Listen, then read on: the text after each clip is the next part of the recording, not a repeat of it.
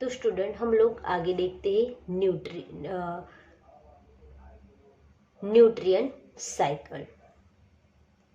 You have studied in previous standard that organisms need a constant supply of nutrient to grow, reproduce and regulate various body function. तो हम लोगों ने previous standard में ये study कर ली है कि ऑर्गेनिज्म जो है, सभी ऑर्गेनिज्म उसके ग्रोथ के लिए, उसके रिप्रोडक्शन के लिए एंड उसके बॉडी में होने वाली सभी जो फिजिकल एंड रेगुलर एक्टिविटीज़ जो है, फंक्शन जो है, उसके लिए न्यूट्रिशन चाहिए.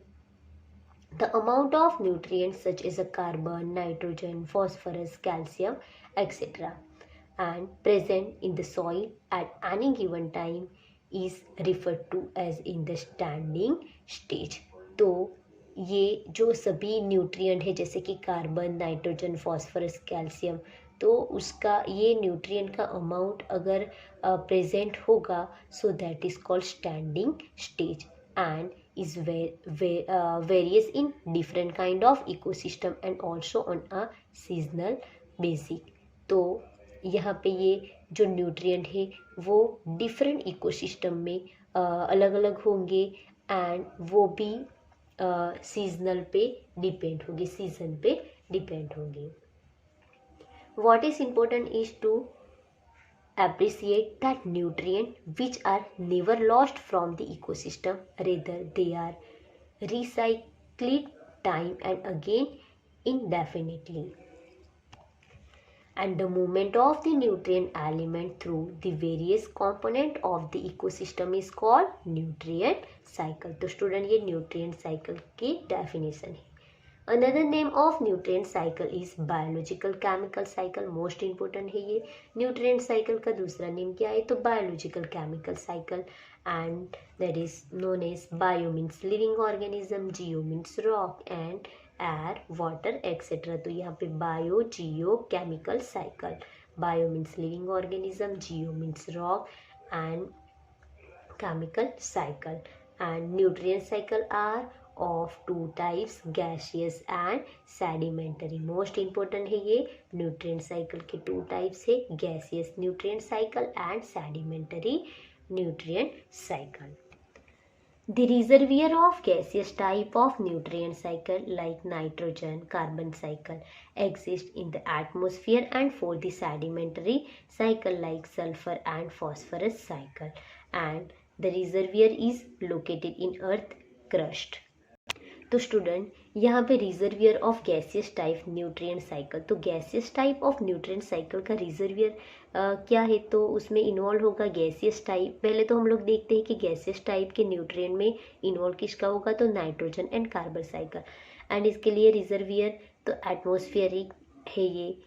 Then sedimentary cycle. Sedimentary cycle में इन्वॉल्व क्या होगा? तो sulphur and phosphorus cycle. And इसका रिजर्वियर तो अर्थ क्रस्ट है.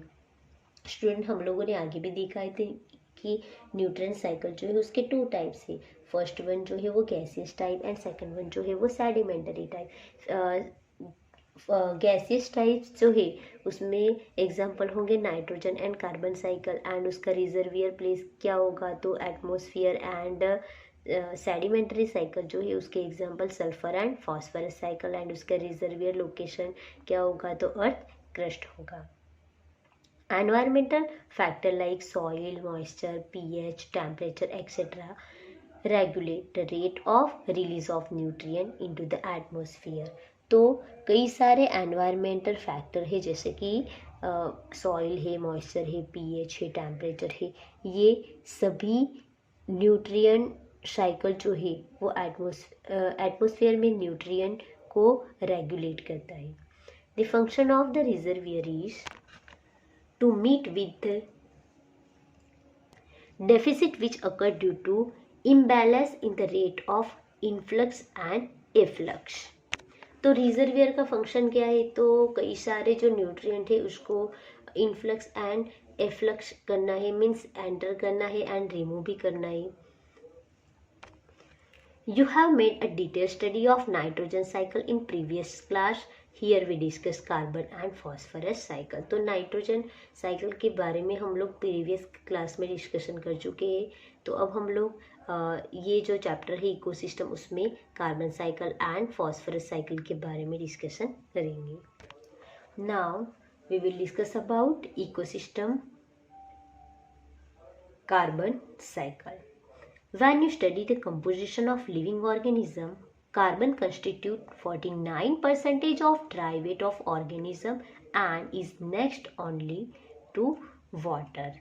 तो हम इसके बारे में आगे भी डिस्कशन कर चुके हैं प्रीवियस क्लास में कि ऑर्गेनिज्म जो है उसका बॉडी पार्ट जो है वो कई सारे कंपोनेंट से बने हुए हैं।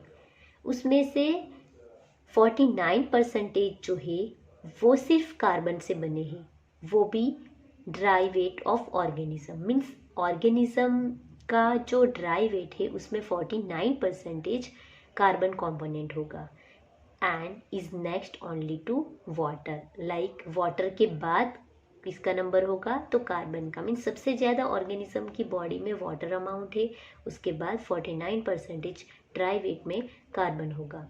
If we look at the total quality of global carbon we find that 71% carbon is found dissolve in ocean.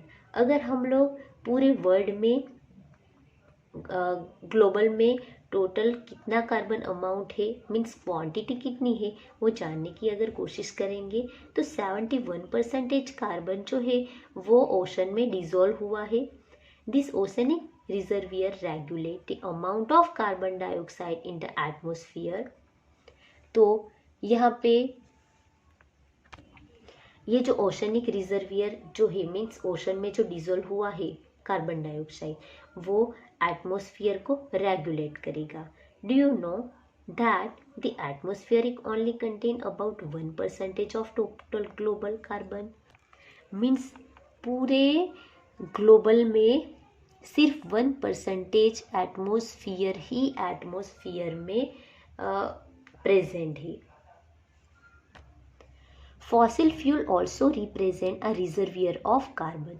तो फॉसिल फ्यूल जो है वो भी one kind of carbon reservoir है। मीन्स उसमें भी कार्बन स्टोरेज होता है। फॉर एग्जांपल वुड, तो वो भी एक उसमें भी कार्बन प्रेजेंट होते हैं।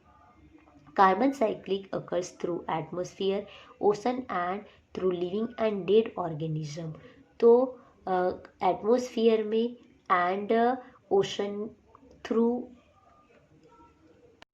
And living organism and dead organism through carbon cyclic process होती है। तो कार्बन साइक्लिक प्रोसेस के लिए रिस्पॉन्सिबल क्या है तो atmosphere, ocean, living organism and dead organism. According to one estimate 4 into 10⁻13 kg of carbon is fixed annually in the biosphere through photosynthesis. तो photosynthesis की प्रोसेस से ईयर में 4 into 10⁻13 kg कार्बन जो है वो एनुअली फिक्स होता है photosynthesis की प्रोसेस थ्रू। तो ये स्टूडेंट एमसीक्यूज के लिए मोस्ट इम्पोर्टेंट है। A considerable amount of carbon returned to the atmosphere as a CO2 through respiratory activities of the producer and consumer.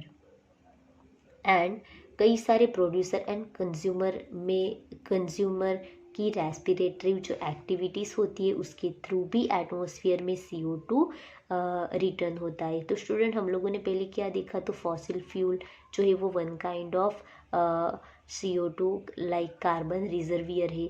उसके बाद फोटोसिंथेटिक प्रोसेस तो एनुअली 4 into 10⁻13 kg कार्बन जो है वो फिक्स होता है। उसके बाद कार्बन साइक्लिक प्रोसेस के लिए रिस्पॉन्सिबल क्या है तो एटमॉस्फेयर है, लिविंग ऑर्गेनिज्म है, डेड ऑर्गेनिज्म है, ओशन है। उसके बाद आगे हम लोगों ने देखा कि कई सारे लिविंग ऑर्गेनिज्म की जो रेस्पिरेटरी एक्टिविटीज़ होती है उससे भी consumer and producer through CO2 atmosphere में रिलीज होता है। डिकम्पोजर ऑल्सो कंट्रीब्यूट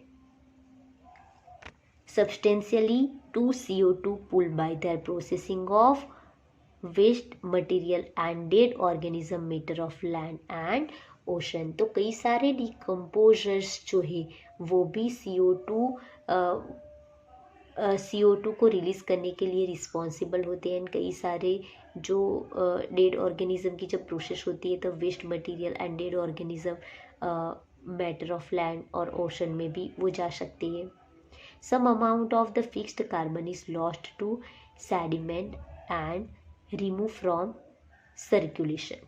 तो ऐसे एटमॉस्फेयर में कई सारे कार्बन तो फिक्स होंगे, लेकिन उसमें क्या होगा कि कई सारे कार्बन अमाउंट जो है उसमें से कुछ अमाउंट जो है वो सेडिमेंट हो जाता है, मीन्स सॉइल के इनर साइड चला जाता है, लॉस्ट हो जाता है।